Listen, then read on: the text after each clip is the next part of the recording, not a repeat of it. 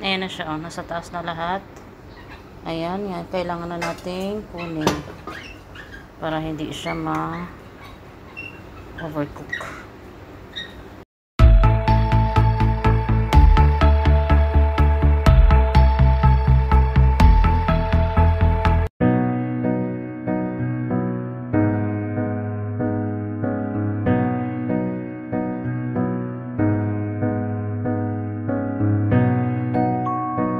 For 30 minutes.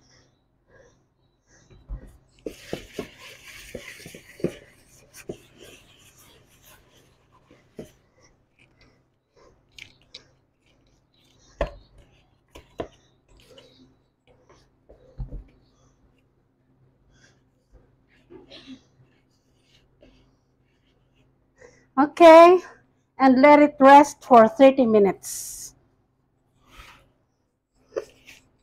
Tatabunan natin sa ating mahiwagang baul.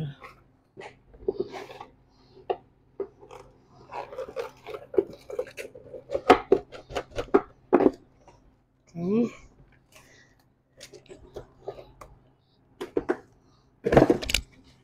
Okay. Minutes. See you after 30 minutes. At dahil lumabas na naman ang machine na ito, ang ibig sabihin niyan ay gagawa na naman ng fresh noodles. Kasi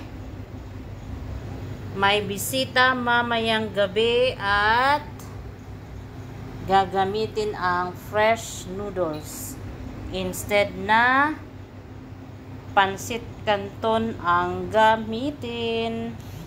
Dahil marunong naman gumawa ng fresh noodles, gagawa na lang para healthy ang tummy. At ito na yun. Yan yung kanyang dough. At ito yung kanyang machine. Ikot-ikot lang to. Ikot, ikot, ikot. Ayan. Anong number yan? Machine ito. Ang machine na ito ay mayroong number. Ayan o. Naka number 5 siya. Ayan. Pero ngayon ay pina-flatten niya muna. Yung number dun sa ano kanina, yan yung magiging size na ating fresh noodles. Ayan na, pina-flatten na niya para makabuo siya ng noodles or pasta. Ayan na, at dahil natapos na ng i-flatten ay kanya nang gawin. Ayan na siya. Tingnan niya.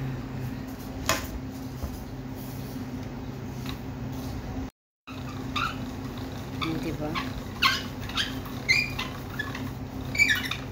Tapos, ngayon ay lagyan ng or budbudan ng cornstarch para hindi magdikit-dikit. Ayan. At pagkatapos niyan ay ilagay sa kumukulong tubig. Alam ko mayroon ding electric machine para dito eh. Kaya lang wala kami at makontento tayo sa manual, dala exercise. Diba? Magmamanual tayo. Yan.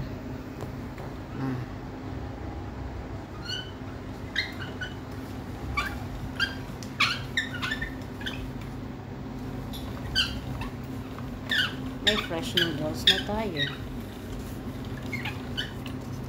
Ayan. At budbudan ulit ng cornstarch.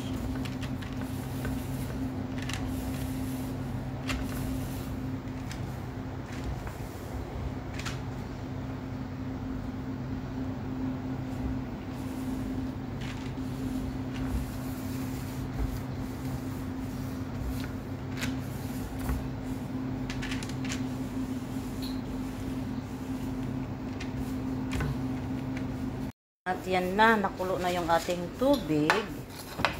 Ilalagay na din natin tong pasta or fresh noodles na ginawa natin. At atin yan siyang anuhin. Kung sa Ilonggo pa ukay-ukayon. Saglit lang. Ayan na siya. Dapat ihalo-haluin siya para hindi stick together. Ayan o. Tingnan niya. Kasi hindi ko siya nahalo kaagad. Ayan. Gagawin kasi itong pansit canton. Diba? At pag nasa taas na yan sila mamaya lahat, ang ibig sabihin yan ay ready na. Ayan. At hindi din siya pwedeng ma-overcook kasi pangit tingnan. Pangit siya kainin. Sa pagpapakulo pa lang ng tubig ay wala kang ilalagay. Tubig lang talaga siya. Ayan.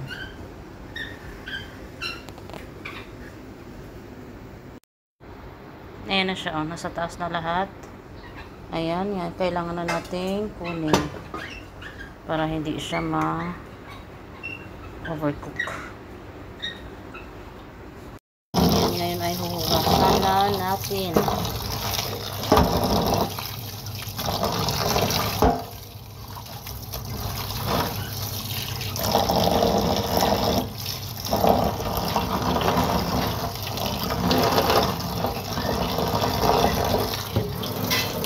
Ayan, patutuguin na natin siya.